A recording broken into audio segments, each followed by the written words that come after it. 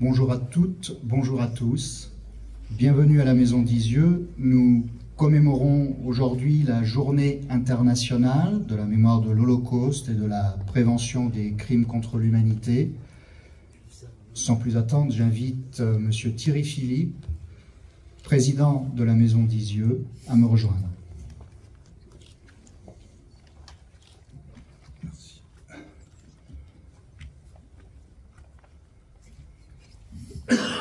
Bonjour à tous. Mesdames et messieurs les élus, Madame l'inspectrice d'académie, messieurs les consuls, mesdames et messieurs les enseignants, monsieur le président du CRIF, mesdames et messieurs les administrateurs, c'est avec plaisir qu'on vous accueille aujourd'hui donc pour cette journée de la mémoire de l'Holocauste, cette journée aussi qui commémore la libération du camp d'Auschwitz-Birkenau. Et pour nous ici à Isieux, évidemment, la mémoire qui est dans notre cœur, c'est celle des 44 enfants, des 5 adultes qui sont morts à Auschwitz-Birkenau et auxquels il faut associer Miron Zlatin, Théo Reis et Arnaud Hirsch qui, eux, sont morts à Tallinn, qui s'appelait à l'époque Reval. Il faut aussi, dans ce lieu d'un crime, nous souvenir que nous sommes aussi ici à Isieux dans un lieu de vie où 60 enfants ont été sauvés et il faut bien sûr se souvenir aussi de ces 60 enfants qui ont pu, grâce à Isieux, être sauvés. Donc nous sommes dans un lieu de mémoire des enfants morts, des enfants sauvés. C'est aussi le lieu qui doit témoigner de la mémoire du préfet Wilzer, de l'institutrice d'Isieux, de Sabine Zlatin, et aussi du travail énorme qui a été fait par Serge et Beate Clarcel pour que nous soyons aujourd'hui ici avec autant de documents, autant de renseignements sur nos enfants. Il faut cette année, bien sûr, un peu particulièrement y associer notre présidente d'honneur, Hélène Welsborg-Loin, qui est décédée à la fin de l'année 2023. Donc vous êtes ici dans un lieu de mémoire, un lieu de recherche, un lieu de séminaire, un lieu d'enseignement, un lieu aussi de réconciliation franco-allemande, et je salue le consul de la République allemande.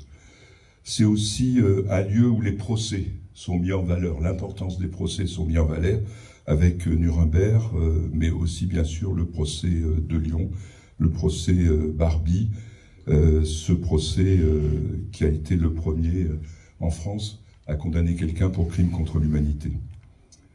Je l'ai dit, nous sommes un lieu de partenariat avec l'Allemagne, mais aussi avec l'Italie, avec Israël, avec la Pologne. Nous sommes aussi un lieu de partenariat avec les musées qui jouent un rôle important dans la région Rhône-Alpes-Auvergne, le CHRD de Lyon, Montluc, le Chambon-sur-Lignon, Dieulefit. Nous sommes un lieu de lutte contre l'antisémitisme et comme le disait en 1941 Bertolt Brecht, le ventre est encore fécond d'où surgit la bête immonde. Et donc nous sommes en relation avec des musées mémoriaux nationaux, avec des réseaux internationaux, avec la région Rhône-Alpes, mais aussi, parce que c'est très important, avec ce territoire, l'endroit où ces enfants ont vécu.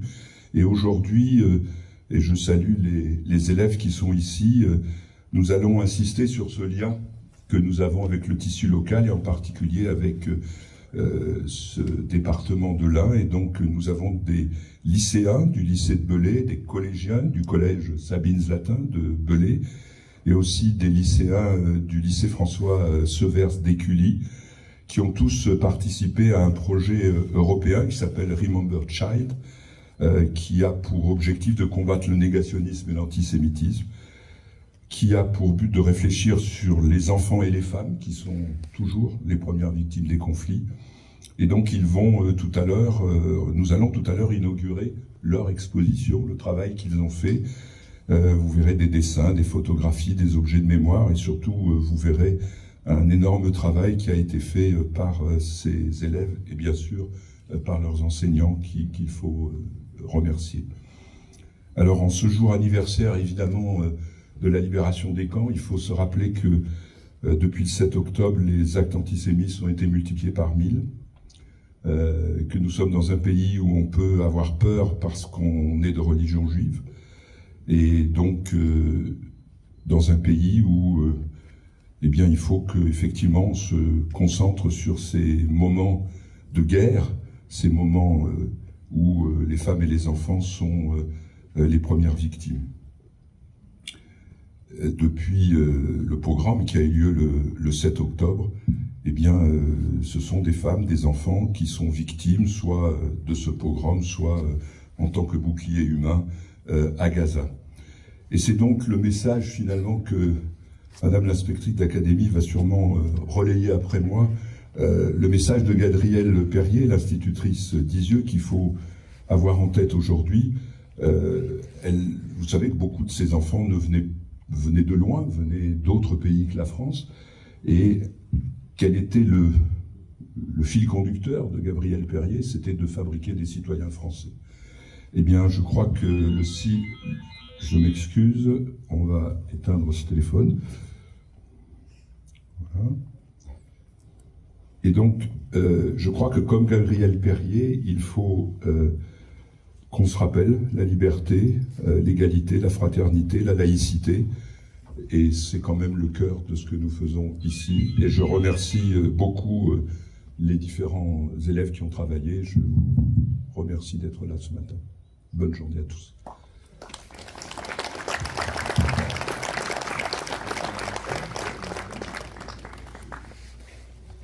Je laisse la parole à présent à Madame Reimer, inspectrice d'académie, directrice académique des services de l'éducation nationale pour le département de l'Ain. Merci Monsieur le Président, vous avez préparé le fait que je prenne la parole, merci. Je suis, mesdames et messieurs les consuls, mesdames et messieurs les élus, mesdames et messieurs les chefs d'établissement, les enseignants, chers élèves, mesdames et messieurs en vos grades et qualités, chères personnes qui êtes fidèles au rendez-vous que nous avons à la Maison d'Isieux, qui est une maison, vous l'avez redit, Monsieur le Président, qui est la marque de la mémoire qui est imprimée dans ce territoire, dans le territoire départemental. Vous avez indiqué que j'étais en responsabilité de l'éducation nationale sur ce territoire départemental, et j'ai appris, j'ai vécu régulièrement le poids de la mémoire et l'importance, avec un élément qui façonne absolument les élèves que nous accueillons, et qui permet aussi, je pensais à cela en venant, qui permet aussi que les noms que nous allons égrener tout à l'heure et qui disent les enfants qui étaient ici, qui étaient accueillis, dont vous avez dit qu'ils avaient été enseignés pour devenir effectivement, comme le promet la République, comme le veut l'école de la République, des citoyens français qui honorent et qui font vivre les valeurs de cette République, la devise républicaine, liberté, égalité, fraternité, dans un cadre de laïcité. Ces enfants-là ont été enseignés, vous l'avez rappelé, et ça fait partie de l'histoire de la Maison d'Isieux. Il y avait école ici. On n'était pas seulement dans un lieu où on était réfugié, protégé, et où on essayait de permettre la vie, il y avait école. Et cela me permet de dire aussi et d'insister sur le rôle de l'école. Alors vous allez dire à l'inspectrice d'académie, évidemment, elle insiste sur le rôle de l'école. Vous l'avez dit un peu, Monsieur le Président, évidemment, mais pas parce que c'est l'inspectrice d'académie. Parce que une société a un projet pour son école. Et une école est là pour façonner les citoyens de demain, pour permettre aux jeunes qui nous sont confiés, aux enfants et aux jeunes qui nous sont confiés, d'abord de s'inscrire dans une continuité, de ne pas oublier la mémoire. Et aujourd'hui, nous sommes sur cette journée internationale de commémoration de l'Holocauste et de prévention de tous les crimes racistes. Et nous sommes bien là sur les lieux, l'école, où il est enseigné aussi le respect de l'autre, le respect des valeurs qui sont transmises, où est enseignée la mémoire pour savoir d'où l'on vient, pour savoir vers où l'on va, et pour être dans le respect de chacun des individus. Donc de permettre à chacun de grandir, de devenir, d'être un citoyen. Ici, nous allons commémorer aussi et travailler sur le projet autour du souvenir, Remember Child, que nous allons inaugurer, qui est un projet européen, en fait. Ça n'est pas seulement pour ne pas oublier la mémoire, c'est aussi, et pour ne pas oublier ses enfants, c'est aussi pour permettre à chacun de savoir qu'il s'inscrit aussi dans une dynamique, dans une volonté, mais qu'il a aussi cette responsabilité de permettre au territoire, au pays, de continuer à poursuivre dans le cadre des valeurs qui sont les siennes. Et ici, sur le territoire d'Isieux, sur le territoire de la communauté de communes du Haut-Bugey, nous sommes avec une mémoire extrêmement vive. Le collège porte le nom de Sabine Zlatan. Ce collège inscrit exactement, le collège de Belay, inscrit exactement dans son projet pédagogique la volonté de Sabine Zlatan, les valeurs de Sabine Zlatan, et aucun des élèves qui passent par le collège Sabine Zlatan ne peut ignorer dans quoi il est embarqué. C'est un élément fondamental.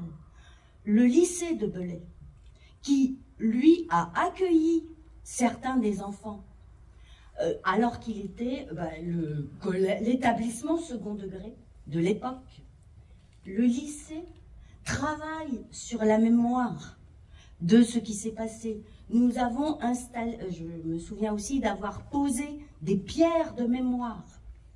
Donc ce territoire est totalement imprégné de l'histoire, mais qui a d'abord été un vécu, un présent, et qui demeure pour éclairer notre présent d'aujourd'hui. Et si je l'évoque aujourd'hui, c'est aussi parce que, vous l'avez rappelé, Monsieur le Président, nous vivons des temps difficiles où nous sommes mis à l'épreuve dans nos valeurs, dans ce que nous défendons et dans notre humanité. Et nous sommes là sur un travail important que l'école conduit pour permettre aux élèves, dans le cadre de la laïcité, de pouvoir grandir, de pouvoir comprendre et de pouvoir faire des choix éclairés. Et nous vivons des temps difficiles où, effectivement, il est important de pouvoir continuer à éclairer, dans le cadre de tous les enseignements que nous mettons en œuvre, d'éclairer les enfants et les jeunes qui nous sont confiés, de pouvoir leur permettre d'avoir la capacité de recul et la capacité d'analyse et de compréhension pour pouvoir être, dans ce cadre-là, responsable aussi et devenir responsable.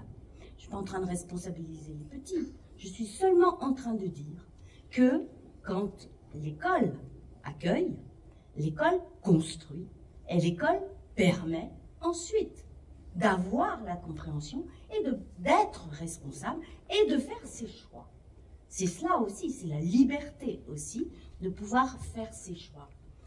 Il est important que nous puissions effectivement aussi, et l'école y travaille beaucoup, être dans le respect des uns et des autres, être dans la considération et dans l'écoute et dans le dialogue. Donc nous avons aussi tous ces éléments que porte l'école. Aujourd'hui, un jour de mémoire, de commémoration de la mémoire de l'Holocauste. Vous avez rappelé aussi, Monsieur le Président, que c'est le jour anniversaire de la libération d'Auschwitz. Nous sommes aussi avec, c'est ce à quoi je pensais en venant, tous les noms. Nous les connaissons, nous venons régulièrement. Nous parlerons de Max, d'Émile, nous parlerons de Miron Zlatin, nous le dirons tout à l'heure. Nous les nommerons, et c'est important. Et donc ils sont dans nos mémoires. Et ce matin, je pensais aussi, parce que je pensais élèves, je remercie aussi tous nos élèves, y compris les élèves de Lyon, François Sever, merci. Je pensais, ils sont dans nos mémoires, nous les connaissons, ils sont de notre famille, d'une certaine manière. Oui, ils étaient des enfants ou des jeunes, des adolescents, on ne disait pas tout à fait comme ça à l'époque, des jeunes, et on leur a volé leur vie, ils devraient être parmi nous. On leur a volé l'espérance de vie. Et on leur a volé l'avenir vers lequel ils avaient le droit de se projeter. Donc l'école aujourd'hui, elle permet à chacun des élèves de se construire, de savoir, de connaître, de réfléchir et de pouvoir aussi se projeter pour construire dans le respect le monde de demain. Et il y a du travail. Merci.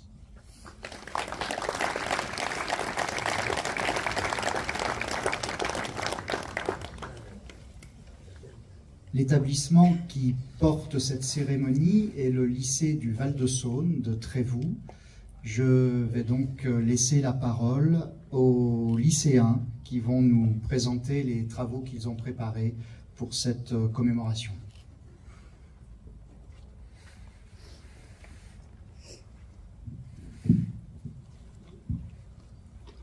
Le 6 avril 1944, 44 enfants juifs, âgés de 4 à 17 ans, qui avaient trouvé refuge dans le Havre de Paix, qui était la colonie d'enfants réfugiés de l'Hérault, sont raflés sur les ordres d'un des responsables de la Gestapo de Lyon, Klaus Barbie. Aucun d'entre eux ne revint de déportation. En tout, c'est plus d'une centaine d'enfants qui sont passés par Isieux, certains pour quelques jours, quelques semaines, d'autres pour plusieurs mois, entre mai 1943 et avril 1944.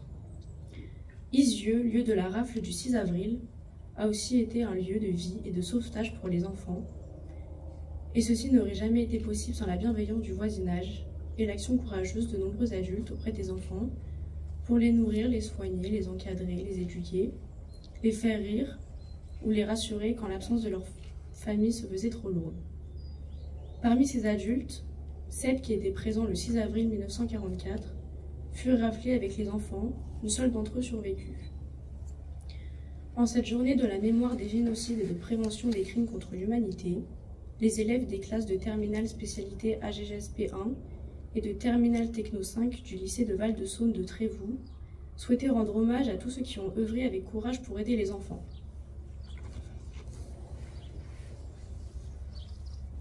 Je m'appelle Sabine Schwast, je suis née en 1907 à Varsovie en Pologne. Je suis venue vivre en France dans les années 20 où je me suis mariée avec Miron Zlatin. Pendant la guerre, je suis infirmière et je m'occupe d'enfants juifs dans le sud de la France. En mai 1943, avec l'aide du sous-préfet de Belay, Pierre-Marcel Witzer, nous avons créé la colonie des enfants réfugiés de l'Hérault à Isieux.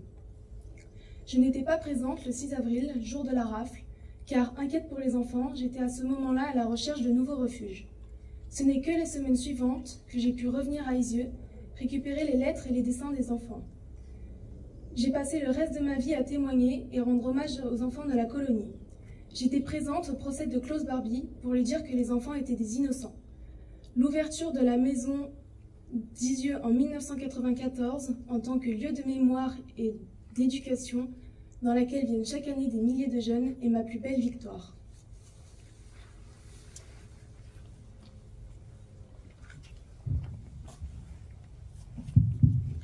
Je m'appelle Mironce Latin.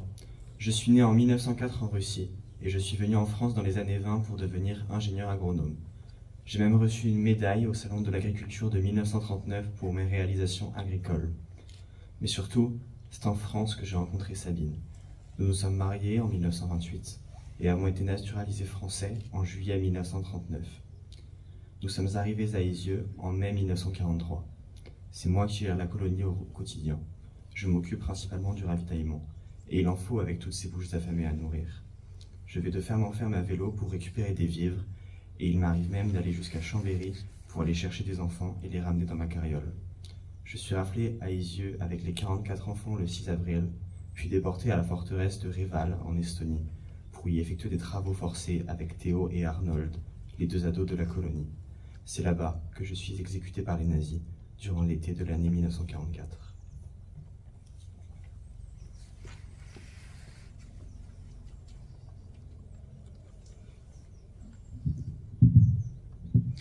Je m'appelle Léa Feldblum, je suis née à Varsovie en Pologne. J'ai migré en Belgique dans l'entre-deux-guerres avec une partie de ma famille, puis je me suis réfugiée en France au début de la guerre.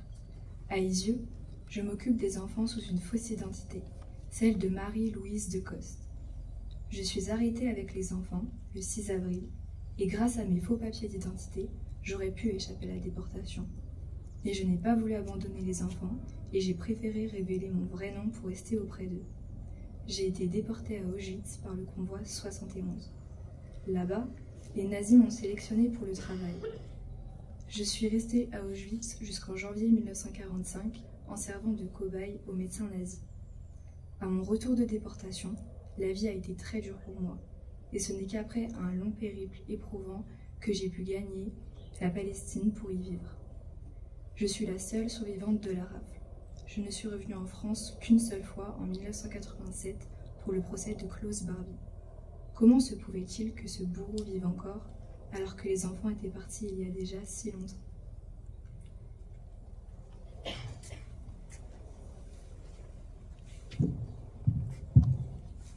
Je m'appelle Léon Refman. Je suis né en Roumanie en 1914. Je suis arrivé en France pour y faire des études de médecine et c'est d'ailleurs pour soigner les enfants que je suis présent à Isieux jusqu'en septembre 1943. Je dois malheureusement quitter la colonie par sécurité. Je suis revenu à Isieux le matin du 6 avril 1944 pour passer les vacances en compagnie de mes parents, ma sœur et mon neveu, qui se trouvaient alors tous à Isieux. C'est là que j'ai vu arriver les membres de la Gestapo venus arrêter les enfants. J'ai juste eu le temps de sauter par la fenêtre et de me cacher. Bien aidé par les perticoses, les voisins de la colonie, j'ai pu échapper à la rafle. Après la guerre, j'ai vécu en France et j'ai pu témoigner au procès de Barbie en 1987.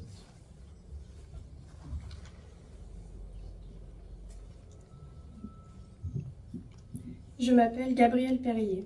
Je suis née en France en 1922. À la rentrée 1943, je suis une toute jeune institutrice quand, pour mon premier poste, je suis nommée à Isieux. Quelle aventure! Je devais m'occuper d'enfants de tout âge qui avaient du mal avec le français et avaient bien d'autres préoccupations que l'école. Beaucoup ne savaient même pas où se trouvaient leurs parents, ni même s'ils étaient encore en vie. Mais ils n'aimaient pas en parler. J'ai passé beaucoup de temps dans ma petite salle de classe à leur apprendre à lire, à écrire et à les voir dessiner, et ce n'était pas facile avec le manque de papier. Je n'étais pas à Isieux le 6 avril car c'était les vacances. Je n'ai appris la rafle que le lendemain. Il a été dur d'accepter de ne plus voir les enfants, et ce n'est pas un sujet que j'aimais aborder. Mais j'étais présente en 1987 pour le procès Barbie.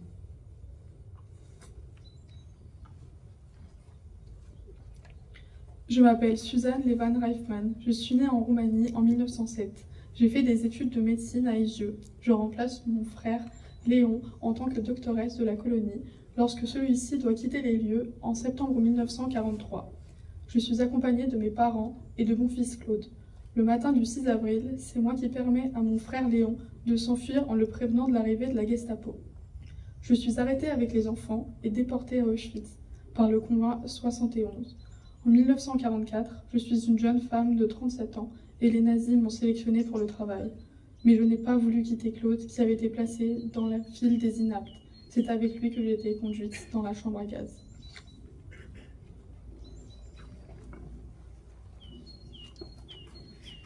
Je m'appelle Eva Reifman, je suis née en 1883 en Roumanie.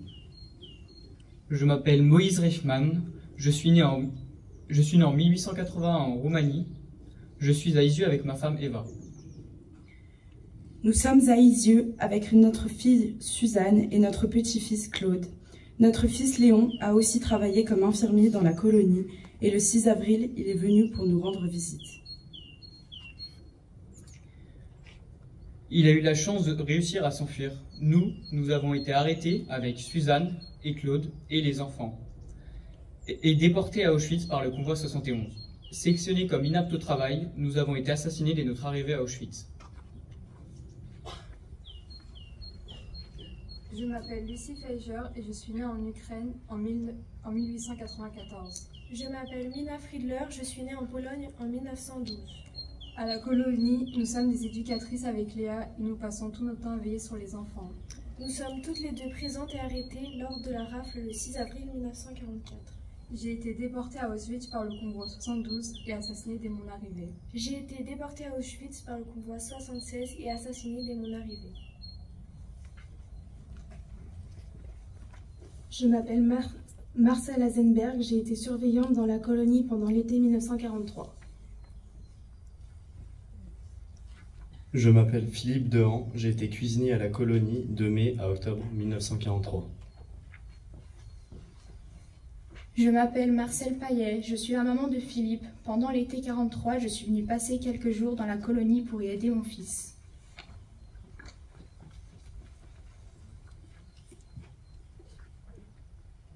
Je m'appelle Berthe Mering. Et je m'appelle Emma Blanc. Nous sommes venus donner un coup de main dans la colonie pendant l'été 1943 à la demande de notre amie Sabine. Je m'appelle Rachel Pludmarer. Et je m'appelle Serge Pludmarer. Nous avons été moniteurs à la maison jusqu'en mars 1944. Je m'appelle Paulette Palares. Je suis née en France en 1926. Et je m'appelle René Palares. Je suis née en France en 1925.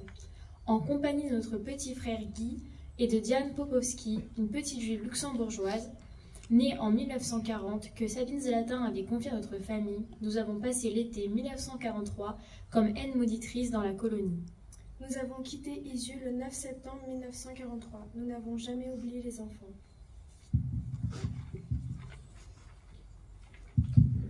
Grâce à eux, les enfants ont pu jouer, s'épanouir dans ce lieu hors du monde et de ces horreurs qui était la maison d'Isieux.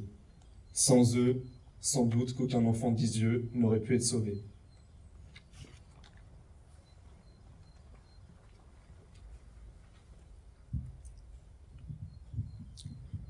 Nous allons à présent procéder à la lecture des noms des 51 personnes qui ont été arrêtées ici le 6 avril 1944 et déportées. Déportation sans retour pour 50 d'entre elles. J'appelle à nouveau des élèves du lycée du Val-de-Saône de Trévoux.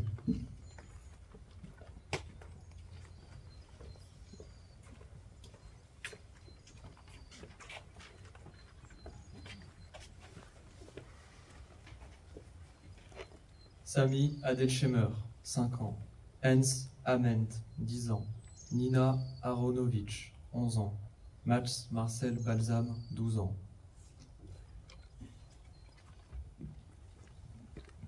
Jean-Paul Balsam, 10 ans. Esther Benassayag, 12 ans. Élie Benassayag, 10 ans. Jacob Benassayag, 8 ans. Jacques Benguigui, 12 ans. Jean-Claude Benguigui, 5 ans. Richard Benguigui, 7 ans. Barou Raoul Benchitou, 12 ans. Mayer Boulka, 13 ans. Albert Boulka, 4 ans. Lucienne Friedler, 5 ans. Egon Gamiel, 9 ans. Liliane Gerenstein, 11 ans. Maurice Gerenstein, 13 ans. Henri Raim Goldberg, 12 ans. Claudie Joseph Goldberg, 12 ans. Claudine Allenbrenner, 5 ans. Mina Allenbrenner, 8 ans. Georgie Alpern, 8 ans. Arnold Hirsch, 17 ans. Isidore Kerjman, 10 ans. Liane Krochmal, 6 ans. Renate Krochmal, 8 ans. Max Leiner, 8 ans. Claude Levan Reifman, 10 ans. Fritz Lomman, 15 ans. Ali Jacqueline Lousgart, 10 ans. Marcel Mermelstein, 7 ans. Paula Mermelstein, 10 ans. Théodore Reiss, 16 ans. Gilles Sadowski, 8 ans. Martha Spiegel, 10 ans. Martha Spiegel, 10 ans. Santa Spiegel, 9 ans. Sigmund Springer, 8 ans. Santa Zucklaper, 8 ans. Hermann Tettelbaum, 10 ans. Max Tettelbaum, 12 ans. Charles Weltner, 9 ans. Otto Wertheimer, 12 ans. Émile Zuckerberg, 5 ans. Lucie Feiger, 49 ans. Nina Friedler, 32 ans. Sarah Leven-Reifman, 36 ans. Eva Reifman, 61 ans. Moïse Reifman, 62 ans. Miron Zlatin, 39 ans. Léa Feldblum, 25 ans, seule survivante.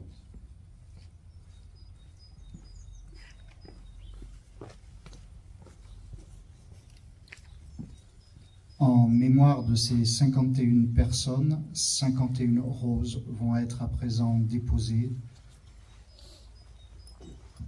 Pour commencer, j'appelle Monsieur Denis Martin Barbaz, maire d'Izieu.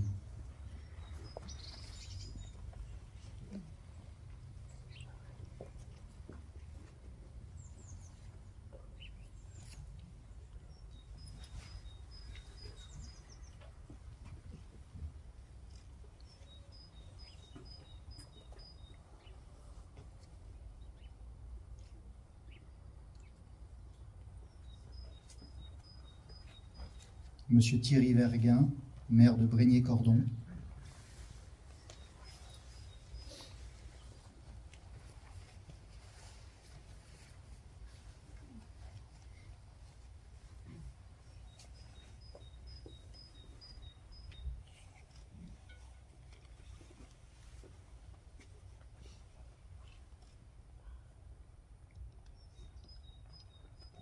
Pour l'association Convoi 73, Monsieur Didier Fresco.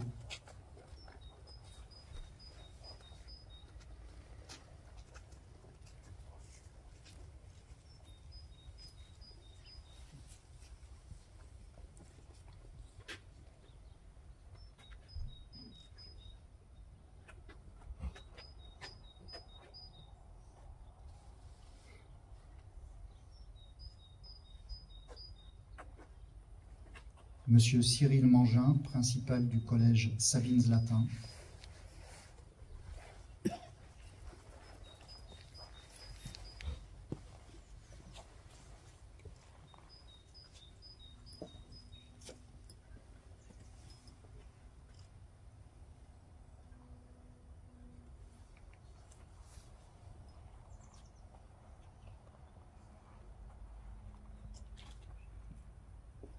Monsieur Fortunato Mezzapezza, proviseur adjoint du lycée du Puget.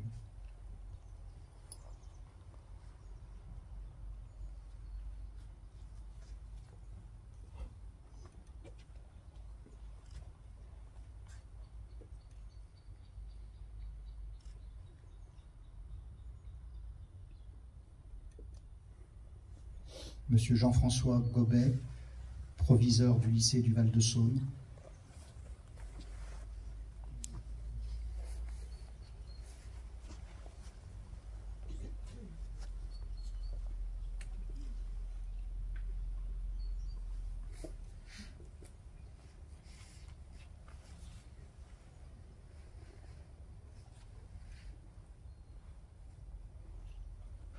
Madame Irache Momoitio, directrice du Musée de la Paix de Guernica.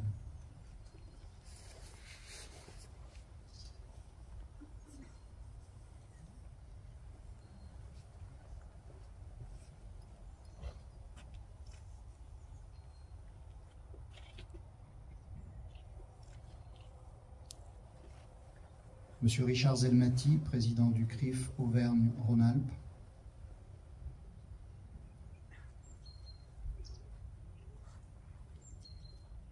Monsieur Zelmati, qui n'est pas là. Madame Marie-Hélène Deschamps, adjointe à la mairie de Belay.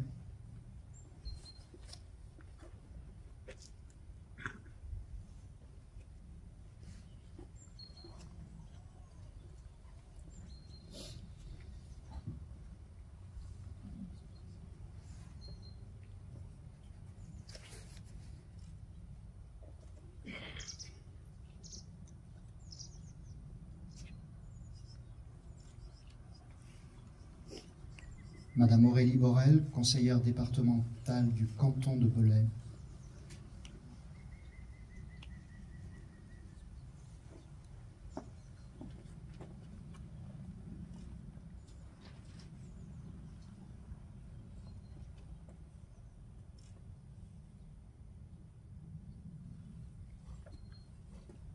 Madame Myriam Keller, conseillère régionale, région Auvergne-Rhône-Alpes.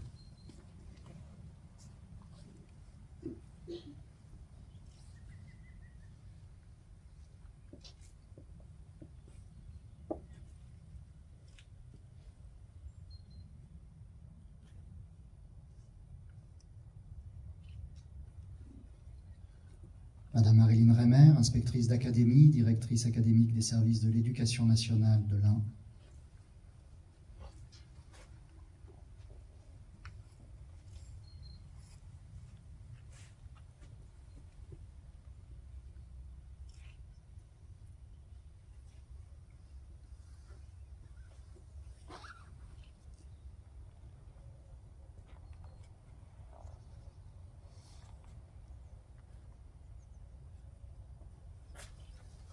Monsieur Thomas Prostol, consul général d'Allemagne à Lyon, pardonnez-moi.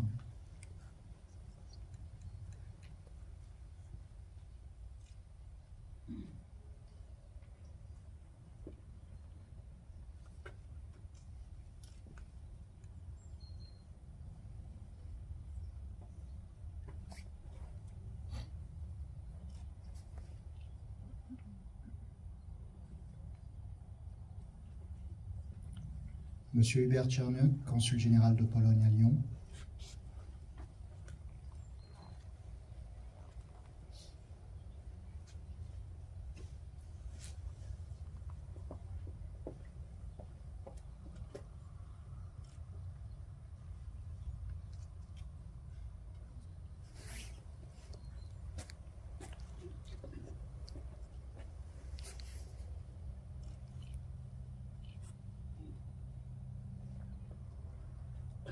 Monsieur Michel Noir, administrateur de la Maison d'Isieux et président du fonds de dotation Sabine Zlatin.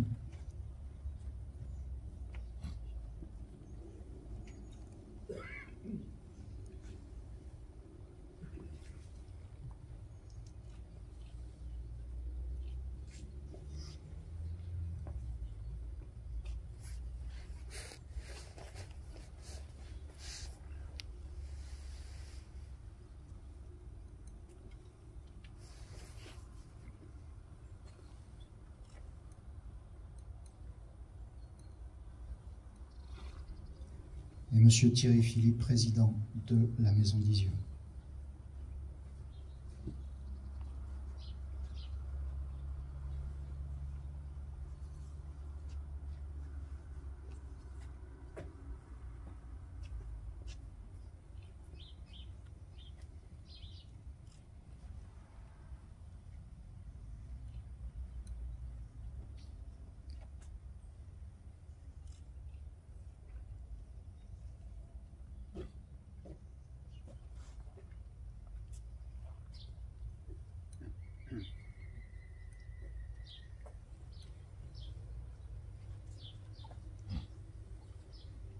Nous allons à présent respecter 1 minute de silence.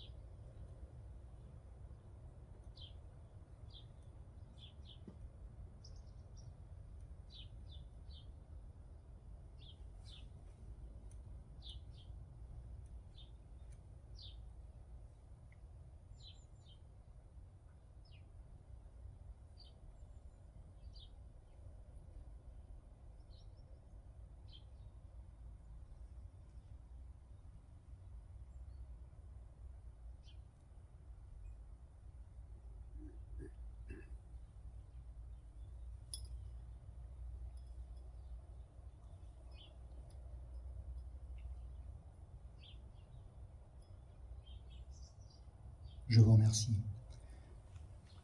Cette cérémonie est à présent terminée. Je vous remercie de l'avoir suivie.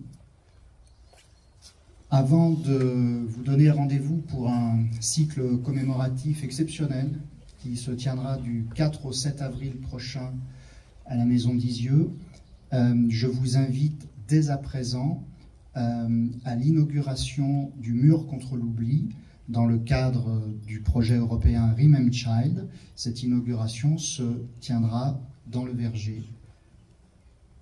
Je vous invite donc à m'y retrouver.